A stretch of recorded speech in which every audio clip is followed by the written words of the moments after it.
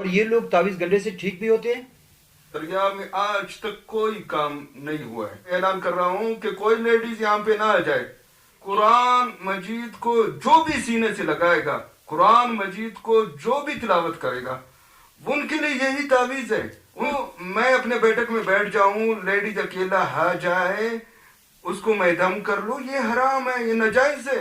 کہ یہ تعویذ گنڈوں کے نام پر خواتین کی بے حرمتی کی جاتی ہے. وزیر اعظم صاحب بھی خود پریشان کہ الیکشن کب ہونا ہے، کرپشن ختم نہ ہو، چوریاں ختم نہ ہو، مہنگائی ختم نہیں ہو جاتا. یہ بلوچستان کیسے خوبصورت بنے گا؟ السلام علیکم ناظرین، میں ہوں غلام جیلانی. شاید آپ دیکھ رہے ہیں دیکھو بلوچستان. ہم اپنی روایات کو برقرار رکھتے ہوئے ہمیشہ کی طرح کسی نئے مہمان کے ساتھ آپ کی خدمت میں حاضر ہوتے ہیں. آج ہمارے مہمان ہیں آغا ابراہیم شاہ صاحب. میں یہ چاہوں گا کہ شاہ صاحب اپنا تعارف خود کرائیں، اس لیے بہتر یہ ہوگا کہ میں شاہ صاحب کی طرف چلوں. السلام علیکم شاہ صاحب. وعلیکم السلام ورحمۃ اللہ وبرکاتہ. کیا حال ہیں آپ کے ساتھ؟ اللہ کے ساتھ خیریت سے ہو؟ طبیعت ٹھیک ہے؟ اللہ سب سے پہلے تو آپ کی مہربانی کہ آپ نے ہمیں ٹائم دیا، اور میں آپ سے گزارش کروں گا کہ آپ ہمارے چینل کے ناظرین اور اپنے چاہنے والوں کو اپنا تعارف کرائیں. بسم اللہ الرحمن الرحیم. سب سے پہلے میں آپ کو، آپ کی ٹیم کو شکریہ ادا کرتا ہوں کہ آپ لوگ یہاں پہ تشریف لائے. میرا نام ہے سید ابراہیم شاہ. میں صوبہ بلوچستان کا صدر سادات سماجی تحریک کی، اور الحمدللہ ہمارا یہ علاقہ، جہاں پر ہمارا یہ علاقہ ہے، اس میں ہم سوشل الحمدللہ ورکر بھی ہے. جمعیت علماء اسلام نظریاتی سے سابقہ جنرل سیکرٹری ہوں میں. الیکشن کے حوالے سے یہاں پر الحمدللہ کافی ہمارے ایکٹیویٹیز ہے. جس طرح آپ نے کہا کہ آپ جمعیت نظریاتی کے سابقہ جنرل سیکرٹری بھی رہے ہیں، تو سیاسی حوالے سے آپ کیسے دیکھتے ہیں موجودہ صورتحال میں پاکستان میں سیاست کو؟ آپ کس طرح سے دیکھ رہے ہیں؟ پاکستان میں آج کل جو سیاست چل رہا ہے، یہ تو ایک من پسند سیاست ہے. یہاں پر یہ حالت ہے، جیلانی شاہ صاحب، میں آپ کو بتاتا چلوں کہ یہاں پر ان لوگوں کو لا رہے ہیں جو ہمارے نہ ثقافت کو، نہ ہمارے رسم و رواج کو جانتے ہیں، نہ ہمارے علاقہ جات کو جانتے ہیں. پچھلے حکومت بھی آپ دیکھتے ہیں، نہ ہمیں یہاں پر صحیح ڈاکٹر ہے، نہ ہمارے علاقوں میں امن امان ہے. ہم اپنے زندگی سے یقین کر لیں، میں تو اگر اس الفاظ کو کہہ دوں شاید یہ گناہ ہے، بلکہ حقیقت میں گناہ ہے. ہم لوگ اپنی زندگی سے تنگ آ چکے ہیں. کیوں؟ ہمیں کچھ یہاں پر کوئی چیز یہاں پہ نہیں مل رہے. بالکل یہاں پر ہمیں ایسا رکھا گیا ہے جس طرح کسی جانور کو جنگل میں رکھا جائے. یہ ہمارے حالات ہیں. یہاں پر پچھلے کافی حکومتیں آ چکے ہیں. یہاں خصوصاً سریاب کے حوالے سے، سریاب میں آج تک کوئی کام نہیں ہوا ہے. 25 اور 30 ہزار کے لیے موٹر سائیکل کے لوگوں کو یہاں پر قتل کیا جاتا ہے، شہید کر دیا جاتا ہے، خون سے لت پت اس کے لاش پہنچا جاتا ہے. بھائی کیوں ہے؟ کس نے مارا؟ کس سے دشمنی ہے؟ جی ڈکیت آئے، ڈاکو آئے. یہ ہمارے حالات ہیں. میں نے اکثر دیکھا ہے کہ لوگ آپ کے پاس تعویذ گنڈے کے لیے بھی آتے ہیں. آیا آپ اس تعویذ گنڈے کو کس طرح سے دیکھتے ہیں؟ آیا آنے والے لوگوں کو آپ کس طرح سے دیکھتے ہیں؟ اور یہ لوگ تعویذ گنڈے سے ٹھیک بھی ہوتے ہیں؟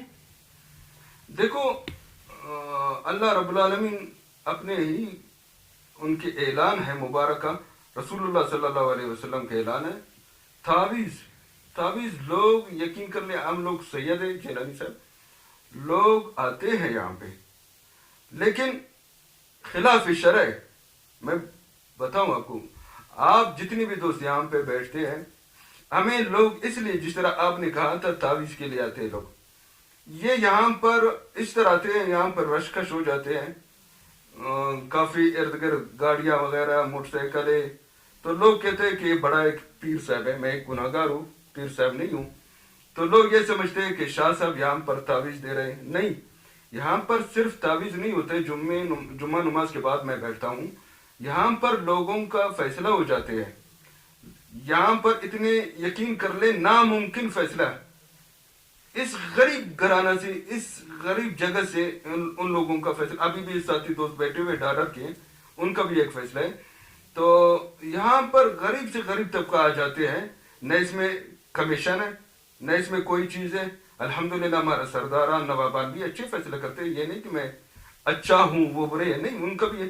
لیکن یہ جو توقع رکھتے ہیں، پھر اس کے بعد جب یہ رش ختم ہو جاتے ہیں، چلے جاتے ہیں لوگ، تو لوگ ہمیں تعویذ والا سمجھتے ہیں. ہاں تعویذ والے بالکل آتے ہیں. جو آپ کی بات ہے, جو آپ کے الفاظ ہیں, اس میں یہ ہے کہ قرآن مجید کو جو بھی سینے سے لگائے گا, قرآن مجید کو جو بھی تلاوت کرے گا, ان کے لیے یہی تعویذ ہے, ان کے لیے یہی شفا ہے. اگر وہ ذکر کر لے, فرض کر لو کسی کو جادو کا اثر ہے, وہ 4 کل پڑھے. اگر کسی کو کوئی اور بیماری, علم شریف پڑھ لے, درود شریف پڑھ لے, ذکر و اذکار کر لے. میں آپ کے توسط سے, اچھا ہوئے یہ سوال آپ نے کر کے مجھ سے, میں تو اعلان کرتا ہوں کہ اپنے ماؤں بہنوں سے کہ برا مہربانی یہ تعویذی کوئی اڈا نہیں ہے شہریت کے. اچھا میں پیروں کا مخالف بھی نہیں ہوں, میں بزرگوں کا مخالف نہیں ہوں, پیر سادات قبیلہ بالکل میں ان کا خود احترام کرتا ہوں, ان کا بڑا درجہ ہے. لیکن یہ جو خلاف شرع جو آج کل کام ہو رہے ہیں, لوگ بیٹھکوں میں بیٹھ کر کے یہاں پر جو عورتوں کا رش کش ہو جاتے ہیں, اس میں بیماری کے لیے جیلانی صاحب میں بتا دوں آپ کو, اس لیے میں اعلان کر رہا ہوں کہ کوئی لیڈیز یہاں پہ نہ آ جائے.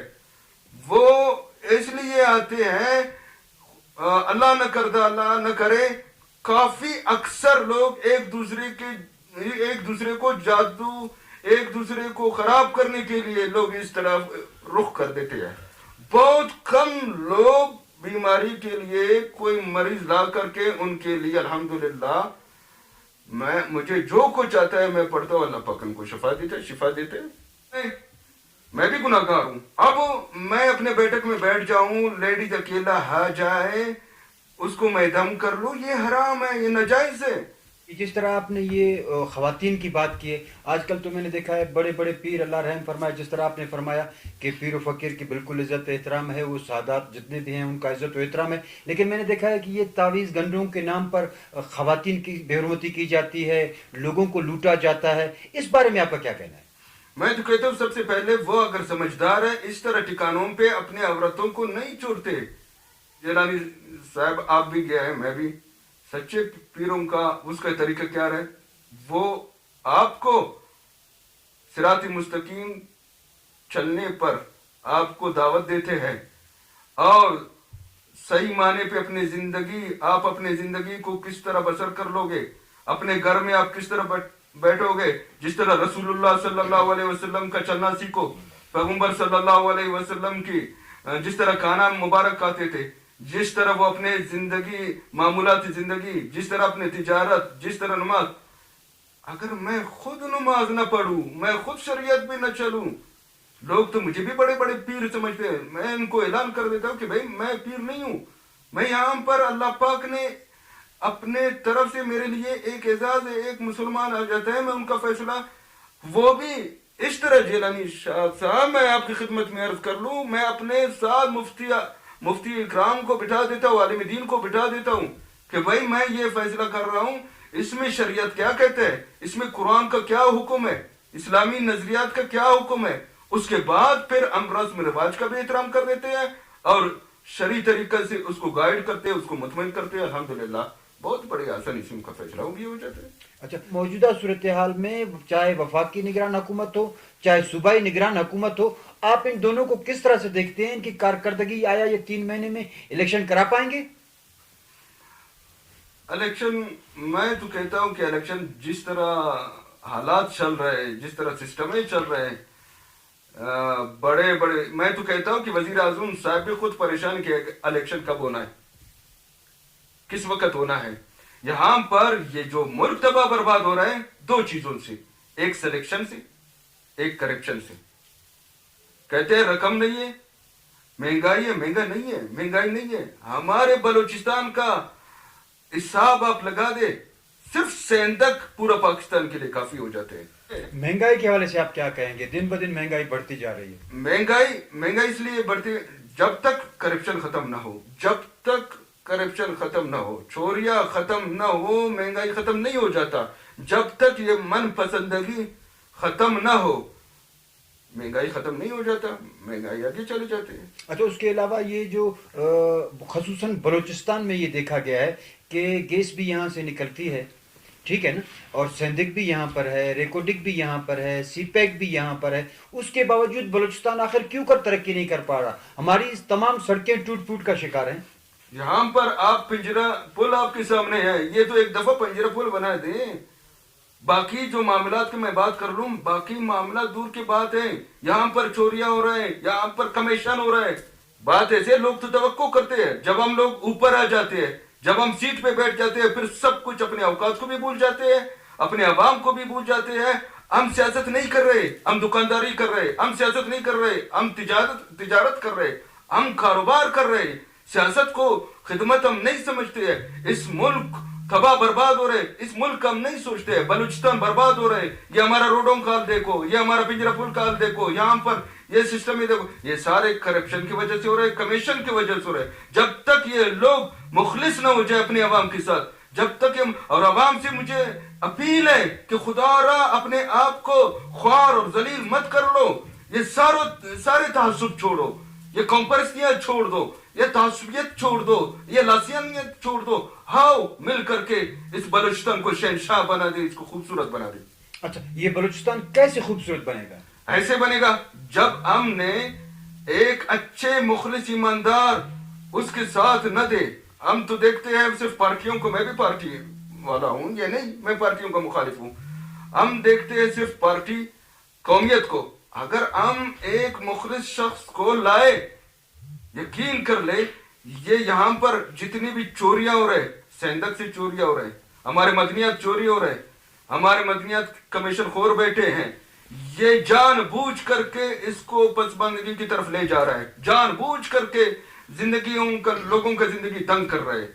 جب تک ہم متفق نہ ہو جائے, میرے کہنے کا مقصد یہ, جب تک ہم سارے سریاب والے اتفاق نہ کر لے, ایک ایماندار شخص کو نہ لائے, ہم مزید مہنگائی کا شکار ہوتے چلے جائیں گے. اور یہ ہمارا وسائل لوٹتے جا رہا ہے. یہ ہمارا وسائل نہ ہمارا ریکارڈک رہے گا.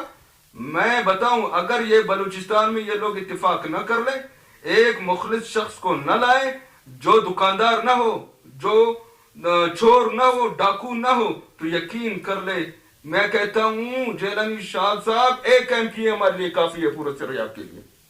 اچھا, یہ تو مثال ہے کہ آپ نے سریاب کی بات کی. بلوچستان کے حوالے سے اگر دیکھا جائے تو پورا بلوچستان ایک تباہی کا شاخسانہ بنا ہوا ہے. اس لیے میں نے سریاب کی بات کی. پورا بلوچستان ہمارا ہے, پورا پاکستان ہمارا ہے.